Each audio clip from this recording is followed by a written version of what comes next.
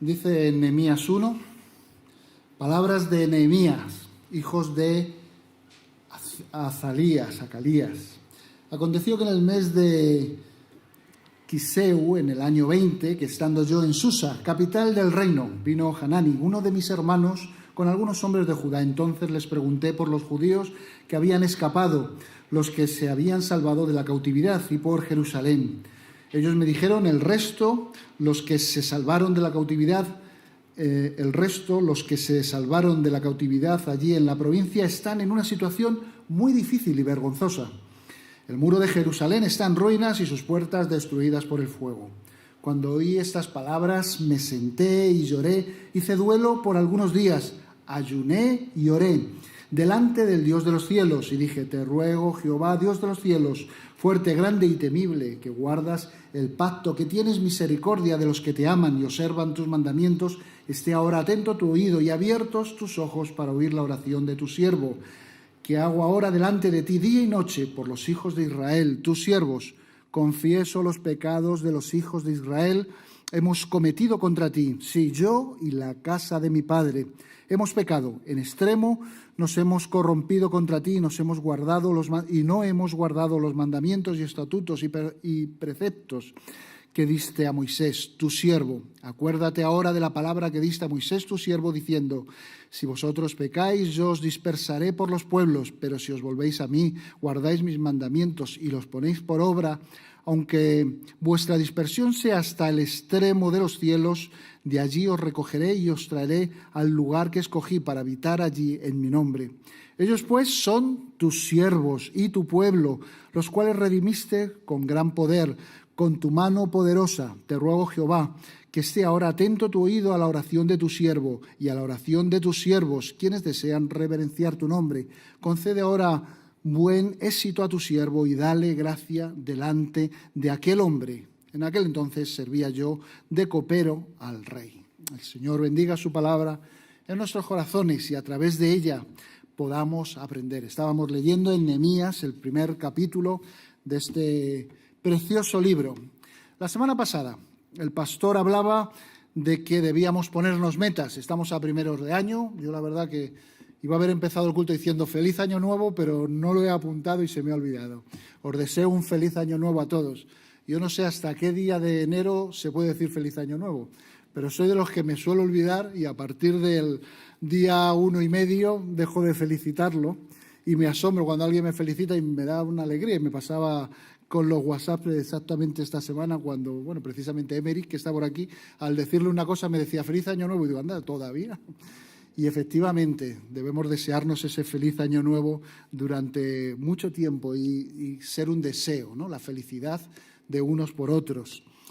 Y el Señor decía, el Señor no, en este caso el señor Bordera, que es nuestro pastor, decía la semana pasada que debemos ponernos metas en la oración.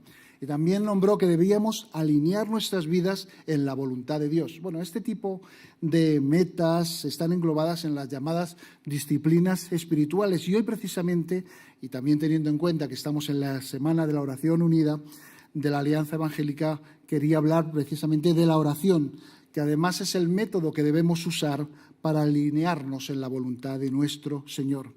Por lo que, aunque no daremos respuesta a todas las preguntas que nos lanzó nuestro pastor la semana pasada, ya que nos dijo que todavía no había nadie que hubiese escrito un libro diciendo cómo ser cristiano sin esfuerzo, a eso no vamos a dar respuesta, pero creo que sí daremos continuidad y ayuda en lo que estaba diciendo de ponernos metas precisamente relacionadas con la oración. Y para ello vamos a tomar a un hombre de oración. Vamos a lo que llaman en el mundo profesional a coger un caso de éxito a través de Nehemías.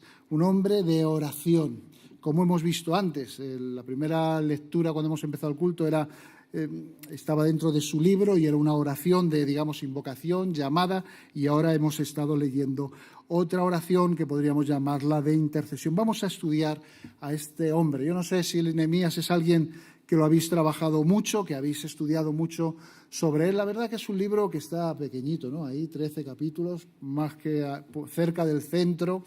No hay quien lo encuentre muy bien, a no ser que busques esas Nehemías, Esther, y cuando ya lo dices así de coletillas, cuando los encuentras a los tres a la vez.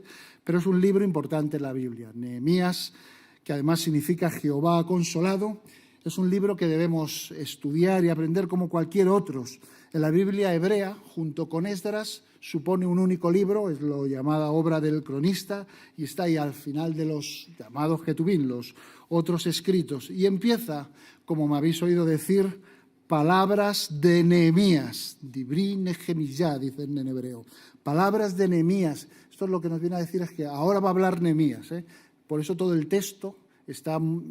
Prácticamente todo está escrito en primera persona y le da un dinamismo al texto cuando lo estás leyendo.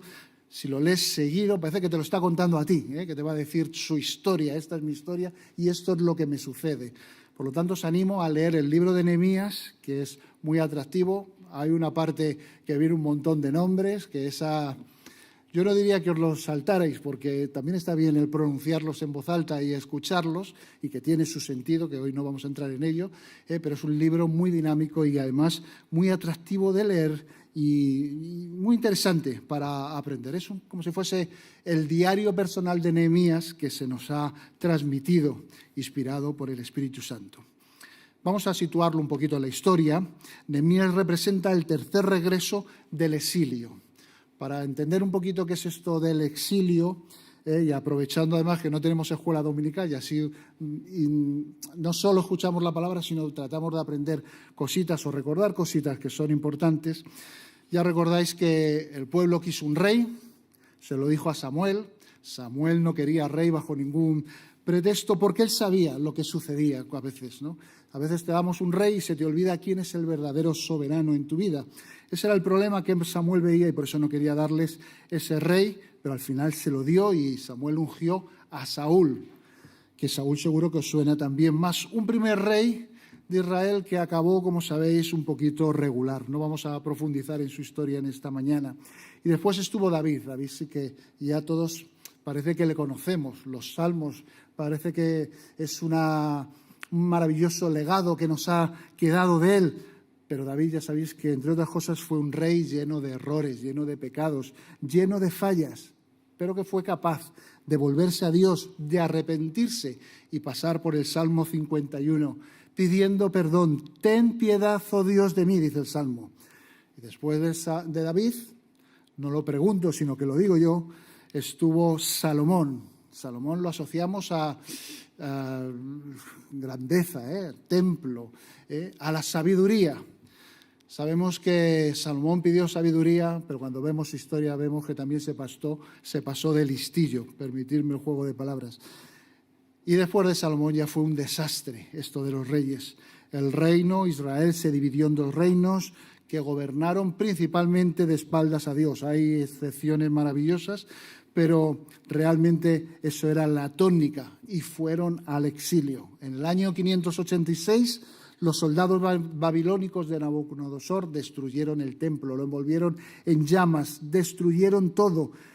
No había posibilidad de reconstrucción y el pueblo fue asesinado y fue llevado en cautividad y solo los pobres de los pobres quedaron allí abandonados. Con eso llegamos a Nehemías, que os he dicho que representa el tercer exilio, es decir, la tercera vez que había gente que volvía hacia la tierra. Eso se sitúa, y el libro de Nehemías, con las citas que hay, es muy fácil situarlo en el tiempo y además hay citas extrabíblicas que nos lo sitúan, ¿no? En el año 444, 445 antes de Cristo. Y él es el tercer, digamos, intento de regreso del exilio junto con Zorobabel y Esdras, que fueron los dos anteriores.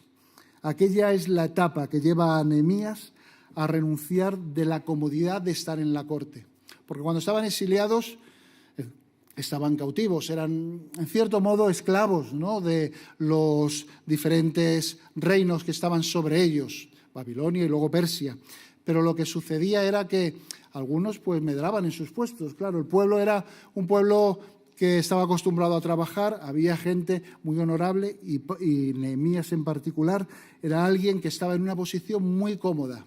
Si recordáis lo que he leído, he acabado diciendo, siendo yo copero del rey, y ser copero del rey es una posición muy buena. En el escalafón de la jerarquía estaba, digamos, debajo de los príncipes, o sea, que era un consejero real y muchos dejaban esa función de copero. La función de copero, a todos lo que nos viene a la mente es el que bebía la copa antes que el rey para si había que morirse uno, se muriera él en lugar del rey. Pero no implicaba solo eso, implicaba el prepararla, porque claro, os aseguro que ningún copero quería morirse, o sea que vigilaba todo el proceso de una manera detallada, o seleccionaba también los vinos como si fuese un sumiller.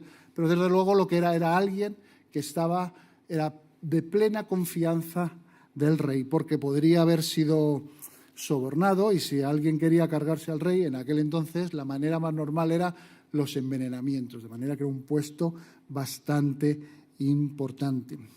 Pues Nehemías estaba en ese puesto y lo que vamos a ver a él provocó en él renunciar a la comodidad de estar en la corte y de él nace ese sentimiento que seguro que puso el Señor en su corazón, que le provocó buscar a Dios y a actuar y a interceder por aquellos que estaban sufriendo. Qué importante es interceder por las personas que sufren.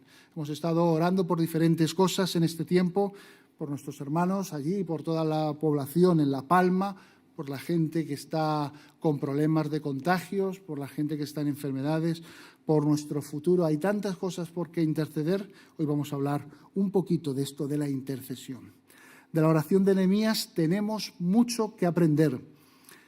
De la oración, para el cristiano, la oración debería impregnar toda su vida. Debería impregnar cómo piensa, cómo siente, cómo se relaciona con Dios. Y de ahí, de esa relación con Dios, es que llegamos a la oración.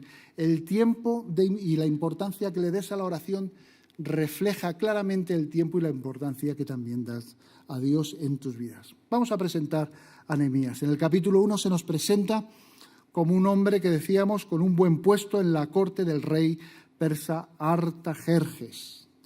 Y allí era su copero y hacía todo esto de probar el vino, pero también ser un consejero. Pero Nehemías nunca olvidó sus orígenes.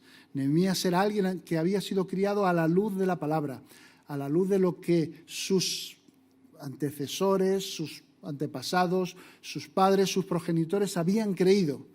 Y qué importante es eso, tenerlo siempre presente. La verdad que en una iglesia grande como esta vemos muchas veces que hay gente que pasa por aquí, niños que los recordamos. Yo recuerdo muchos chavales que eran de mi edad cuando yo tenía esos 10, 9, 11, 12 años y que venían, escuchaban la palabra y que luego han desaparecido de la iglesia, no han vuelto a venir, ¿no? Y ahí pues hay mucho que analizar por parte de toda la iglesia. Pero es verdad que ha sido plantada en ellos una semilla también y que algún momento podrán agarrarse a ello y podrán afianzarse en esa creencia, en ese pensamiento, en ese sentimiento que ellos también han visto. Y podrán volver a la iglesia cuando quieran, porque la iglesia debe estar siempre de puertas abiertas para recibir a todos sus hijos. Y nosotros, los que estamos aquí, debemos esforzarnos, además de que eso sea así, poner nuestra parte. Qué bueno es que eso pase y que sea una realidad. Por eso tan importante es cuidar a nuestros niños. Volvemos a Nehemías. Nehemías tenía en su vida presente todo lo relacionado con el Señor y con lo que había pasado en Jerusalén. Y nos fijaremos cómo ora en ese capítulo 1, porque para orar hay que tener diferentes cosas en cuenta. El primer punto que vamos a ver hoy es que la oración, cuando vamos a orar por algo, debemos saber por lo que oramos. Debemos ser sensibles a las necesidades que tienen otros. Nehemías era sensible y trata de conocer la situación. Por eso hemos leído antes que preguntaba. La verdad que qué fácil es eso de decir, bueno, el Señor lo sabe todo, no tengo que preocuparme de nada. Señor, haz tú lo que quieras porque para eso lo sabes todo. Y a veces hay eso en nuestra oración y para mí eso es una falta de preocupación. Debemos mostrar verdadero interés por lo que vamos a orar. El relato de Nehemías empieza mostrando esa preocupación que tiene Nehemías. Y en el versículo 2 dice, vino Hanani, uno de mis hermanos con algunos hombres de Judá, y entonces les pregunté por los judíos que habían escapado, los que se habían salvado de la cautividad, y por Jerusalén. Se ve la preocupación que tiene. Vemos a alguien sensible que se preocupa de unos paisanos, conciudadanos suyos, lejanos, que no les conocía, que no conoce casi nada de ellos, pero que sí conoce su situación. Y digo lejanos porque ya hacía tiempo que había pasado esto, pero Nehemías, a pesar de ello, muestra preocupación. Me pregunto si nosotros nos preocupamos por la gente por la que oramos. ¿Nos preocupamos realmente o solamente los tenemos ahí en cuenta? Ahora es muy curioso, en el mundo de la empresa, las personas es lo importante, las personas. Y cuando vas a una reunión de planificación, enseguida, dentro de lo que se llama la misión o la visión de la empresa, está las personas. Nos vamos a preocupar de las personas. Y es un mantra que suelen decir, sobre todo en los departamentos de marketing, esa preocupación que hay que tener por las personas. Y en las iglesias pasa igual. No vamos a juzgar si las empresas lo hacen para ganar más dinero o si hay una verdadera preocupación del bienestar de las personas. Ese será su problema. Pero nosotros como iglesia, ¿realmente nos preocupamos de las personas? ¿Tenemos ese sentir cuando oramos por alguien? ¿Nos preocupamos realmente? ¿Tenemos esa sensibilidad de que estamos orando por personas que realmente están sufriendo, o es solamente un repetir algo que ha dicho otra persona? Amar a las personas es el ejemplo que Jesús nos dio. Cuando Jesús comienza su ministerio en Nazaret, lo primero que hace es leer el texto de Isaías, según vemos en Lucas 4:18, que dice: el Espíritu del Señor está sobre mí por cuanto me ha ungido para dar buenas nuevas a los pobres, para sanar a los quebrantados de corazón, a pregonar libertad a los cautivos, vista a los ciegos, a poner libertad a los oprimidos. Perdón, me he saltado. Sanar a los quebrantados de corazón, pregonar libertad a los cautivos, vista a los ciegos, a poner libertad a los oprimidos, a predicar el año agradable al Señor. Con eso estaba haciendo una declaración de intenciones, de la preocupación que tenía nuestro Señor por las personas. También es cierto que justo después le echaron del templo, no querían tenerle cerca, pero el Señor siguió preocupándose. Sanó a un enfermo, luego sanó también a la suegra de Pedro, siguió, según el relato de Mateo, predicando en toda Galilea y sanando a muchas personas. ¿Nos preocupamos nosotros por las otras personas? ¿Tratamos de entender las necesidades que tienen?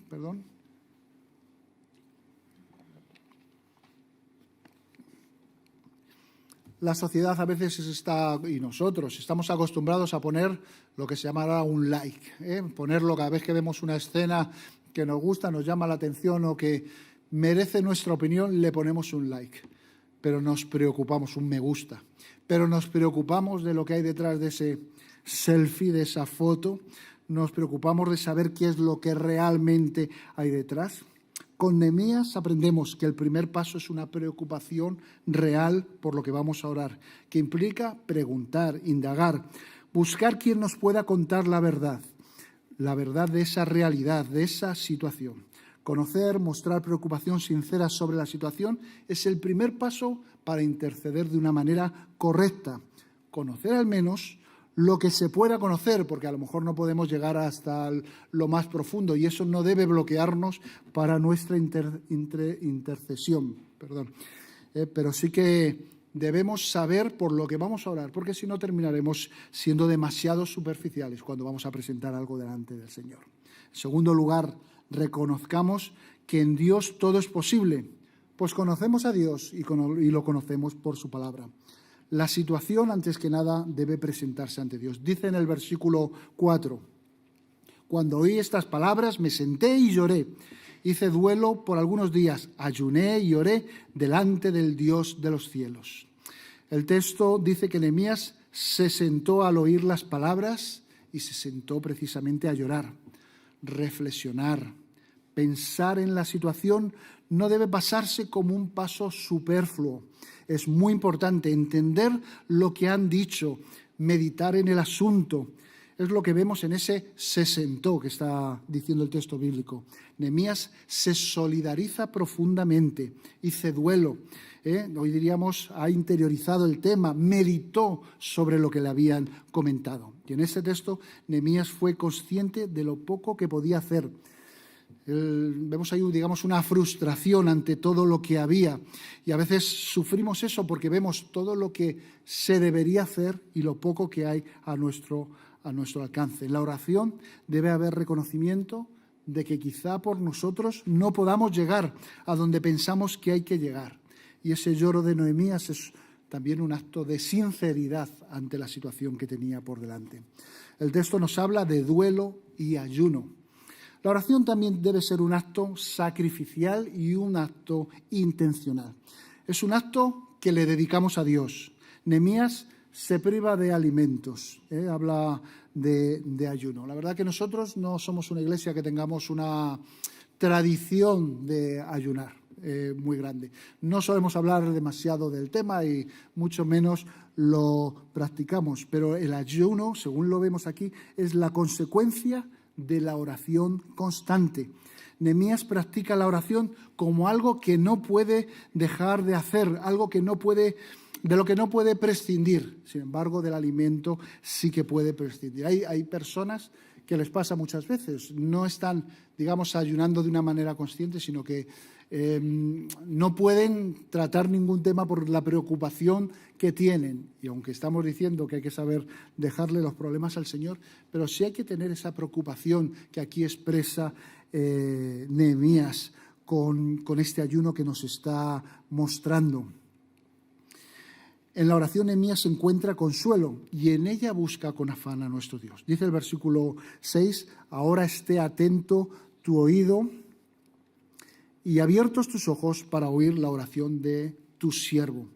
La verdad que cuando yo leía este texto me sonaba un poquito, parecía prepotente, ¿no? Como que estuviera diciendo, oye Dios, esté ahora atento tu oído y abiertos tus ojos para oír la oración de tu siervo. Pero no es eso lo que hay en el sentimiento, sino que Nehemías está orando con insistencia a Dios y en su oración hay confianza en que Dios le va a escuchar y por eso está esa especie de reclamación, esa reclamación de su atención. En la oración hay reconocimiento de lo que es Dios. Dice el versículo 5, te ruego, Jehová, Dios de los cielos, fuerte, grande y temible, que guardas el pacto y tienes misericordia de los que aman y observan tus mandamientos.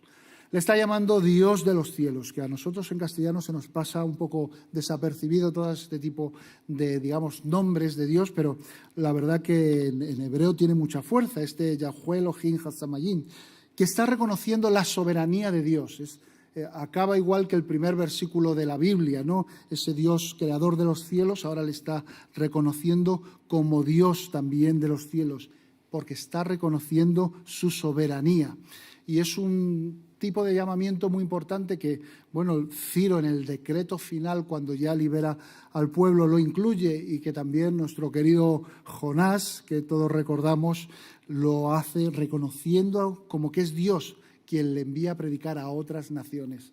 Es decir, es un, digamos, nombre del Señor en el cual está reconociendo toda esa magnitud. Nehemías tiene un problema a cierta distancia y sabe que él no puede ir. Jerusalén está lejos, pero reconoce que el Dios de los cielos es soberano sobre todo y para él nada es imposible, no como para el propio Nehemías. Nehemías le reconoce como un Dios cercano. Por eso solamente puede decir estas palabras, Dios fuerte, grande y temible. Si sabes de quién hablas, es que puedes decir esto. Si conoces su capacidad, es que puedes decir que es un Dios fuerte. Si conoces su tamaño, es que puedes decir que es un Dios grande. Si conoces o intuyes su poder, es que puedes decir que es un Dios temible. Y te das cuenta que es un Dios santo, al que solo podemos responder con santidad, ya que sabemos que la ausencia de santidad es lo que nos aleja de Él. Él ora sabiendo quién es Dios y en quién poner su confianza. Por eso, aunque dice temible, también dice Nehemías, guardas el pacto y tienes misericordia de los que te aman y observan tus mandamientos, porque el Dios de Nehemías es un Dios fiel. Y esa referencia de guardas el pacto y tienes misericordia de los que te aman sigue siendo un recuerdo de la palabra de Dios. Es una mención de lo que Dios ya ha hecho. La palabra de Dios es una constante en las oraciones y en la vida de Nehemías. La palabra de Dios debe estar en nuestras oraciones. No hace falta, literalmente, que pronuncies toda la palabra de Dios en tus oraciones. Yo recuerdo a un compañero que tuvimos, y no sé si Lola recordará de él, que era capaz de, en medio de la oración, te recitaba un salmo entero. La primera vez me impresionó, fue buenísimo. La segunda, la tercera y la cuarta dije, oye, qué oraciones más largas hace, que tenemos que trabajar. Realmente la palabra de Dios debe estar presente en nuestras oraciones. Quizá no literalmente, como estamos diciendo, pero sí en el sentido de que nosotros oramos no solo porque tenemos una necesidad, sino porque sabemos, según la palabra de Dios, lo que Dios es capaz de hacer. Por eso siempre debe estar presente en nuestras oraciones, porque ahí, en la propia palabra, es donde tenemos también la respuesta. Y por eso hay que conocer la palabra, y es tan importante. Y como hace Nehemías, reconocer también nuestras limitaciones. Solo podemos afirmar que para Dios todo es posible si lo sabemos de primera mano, no si se lo hemos escuchado a alguien, sino si lo conocemos nosotros, si tenemos relación con Él y si lo hemos visto en su palabra. En tercer lugar, acerquémonos con arrepentimiento. Al acercarse a Dios, hemos dicho que se evidencia la santidad de éste y nuestra necesidad de confesión. No es la necesidad que tiene Dios de escucharnos, porque a veces creemos que es que Dios necesita que yo le diga lo malo que yo soy. Seguro que el Señor ya lo sabe, pero nosotros sí que necesitamos confesarnos, buscar el perdón en Él, descansar en Él, acercarnos a su santidad. Dice Nehemías en el versículo 6, confieso los pecados de los hijos de Israel que hemos cometido contra ti. Sí, yo y la casa de mi padre hemos pecado. En extremo nos hemos corrompido contra ti y no hemos guardado los mandamientos, estatutos y preceptos que diste a Moisés, tu siervo. Donde hay una confesión propia, pero también hay una confesión comunitaria. Fijaros que no hay excusa en sus palabras, aunque directamente no sean acciones que haya cometido el propio Nehemías, pero él se siente implicado, se siente tan pecador como el que más, y es que al buscar la santidad de Dios para tu vida, tiene que empezar siempre con el reconocimiento de cuál es tu posición, de cuál es tu miseria. Ahora que es conocedor de la situación, sabe cómo le sobrevino, además, busca hacer lo que corresponde. Y Nehemías sabe que la situación actual es consecuencia directa de las decisiones del pueblo y de lo que ha pasado en los diferentes gobiernos. Dice el versículo 8, acuérdate ahora de la palabra que diste a Moisés, tu siervo, diciendo, si vosotros pecáis, yo os dispersaré por los pueblos. Pero sabe que Dios, además de justo, es un Dios de amor. Y en el versículo 9 dice, pero si os volvéis a mí y guardáis mis mandamientos y los ponéis por obra, aunque vuestra dispersión sea hasta el extremo de los cielos, de allí os recogeré yo y os traeré al lugar que escogí para hacer habitar mi nombre. Dios siempre cumple lo que promete. Y sabiendo esto debe darnos confianza al acercarnos a Él. Pese a nuestros errores, pese a nuestros fallos, pese a lo que había pasado ahí, ese era el pueblo de Dios, al igual que lo eres tú y lo soy yo.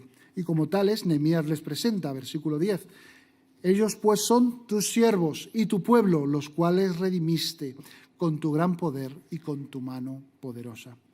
Y después de este protocolo de acercamiento, que además es parte de la oración de Nehemías, es que viene la oración concreta en el versículo 11.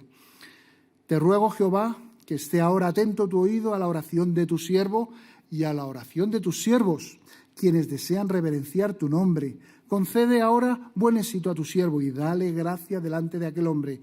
En aquel entonces servía yo de copero del rey. Nehemías tiene conciencia de la importancia de lo que le está trayendo al Señor. Habla también de que la oración no es solo suya, sino que es una oración corporativa. Habla de tus siervos. Esto no es un tema únicamente personal, sino que hay más personas orando por esto. Está buscando a Dios, está buscando el favor de Dios para convencer la voluntad de un simple hombre que era el rey Artajerjes. Artajerjes. Concede ahora buen éxito a tu siervo y dale gracia delante de Dios. Pero en toda su propuesta, y con esto estamos acabando, tengamos el propósito de honrarle, reverenciarle en la petición. En la oración no para de reconocer el propósito de toda su campaña. Quienes desean reverenciar tu nombre, o como dice en La Dios habla hoy, Señor, que atiendas mi oración y las súplicas de tus siervos, cuyo único deseo es honrarte. Desde ese punto de vista, sabemos que nuestra oración tendrá un buen fin, que será concedida tal y como la hemos pensado, como sea la voluntad del Señor. Quizá no como nosotros la hayamos pensado, será concedida de tal manera que le honre. Bueno, quizá coincida con nuestra idea también, como pasa aquí con Nehemías. ¿Por qué no? Porque estamos buscando su dirección, porque estamos en oración constante con Él. Y si no, diremos como dice Jesús en Getsemaní, sea tu voluntad y no la mía. Orar más y mejor es un buen propósito para nuestras vidas y para este año. Tener una vida de oración debería ser nuestra manera de vivir. Hay muchas oraciones en Nehemías. En Nehemías yo tengo controladas hasta 16. Oración de adoración, oración de gracias, oración de confesión, peticiones, intercesión, oraciones con angustia, oraciones de gozo, de protección, de dependencia, compasivas, oraciones de entrega, oraciones perseverantes, oraciones personales, corporativas, oraciones de reconocimiento de Dios, oraciones en las que agudiza su visión y entiende de una manera más clara la voluntad del Señor. Seguro que hay alguna más, pero de lo que nos habla esto es que estamos hablando de un hombre en oración constante con el Señor. ¿Es Dios importante para ti? Entonces la oración y la lectura de su palabra tienen que serlo y tienen que tomar tiempo en tu vida. Por eso hemos dicho hoy que debemos ser sensibles a las necesidades de los otros, que debemos reconocer que en Dios todo es posible, pues le conocemos a Él y conocemos su palabra, que debemos acercarnos a Él desde el arrepentimiento, y que tengamos siempre el propósito de honrarle, de reverenciarle en nuestra petición. Acabamos lanzando una pregunta. ¿Te comprometes conmigo a mejorar tu vida de oración? Piénsalo, no levantes la mano. Levanta tu corazón simplemente al Señor. Y si quieres hacerlo, en la Biblia también está la clave, que no es otra cosa sino el entrenamiento. Primera de Tesalonicenses 5:17 dice, orad sin cesar, que significa vive en una actitud constante de oración a nuestro Señor. Por eso hoy le pedimos que Él nos indique cuál es el siguiente paso que debemos dar para que se cumpla su voluntad en nuestras vidas. Y por eso oramos ante Él. Que el Señor te bendiga. Señor, te damos gracias porque tú nos has dado la posibilidad de orar, Señor, porque tú nos has dado este medio de comunicación contigo tan maravilloso. Y queremos orar por los demás, también por nosotros. Y queremos hacerlo de una manera consciente y de hacerlo de una manera la cual te dé a ti gloria, Padre. Pero sobre todo queremos hacerlo reconociendo que tu voluntad debe ser por encima de la nuestra. Señor, queremos ser humildes y para eso necesitamos acercarnos a ti. Y por eso te confesamos, Padre, que son muchas las veces que es nuestro orgullo y nuestros caprichos lo que está por encima de lo que es tu voluntad y te pedimos perdón por ello, Señor. Queremos que tú reines en nuestras vidas y en este año, Señor, reines en nuestro tiempo de oración. Señor, por eso queremos dedicarlo a ti y comprometernos contigo. Y lo hacemos en el precioso nombre de tu Hijo amado Jesucristo. Amén.